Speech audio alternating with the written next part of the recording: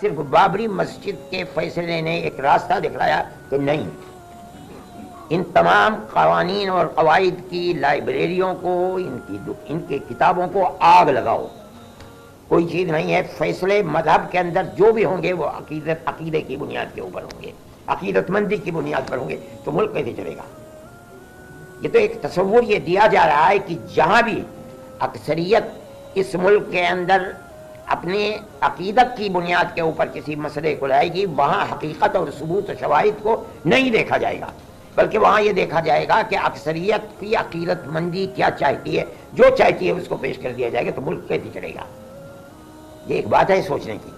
ہم صرف اتنی ہی بات کہنا چاہتے ہیں کہ اگر روش یہی چلے گی تو چاہے وہ کسی بھی اقلیت کا فرد ہو، چاہے وہ سکھ ہو، چاہے وہ جین ہو، چاہے وہ مسلمان ہو، چاہے وہ عیسائی ہو، کسی مسئلے کے اندر اس کو فیصلہ نہیں ملے.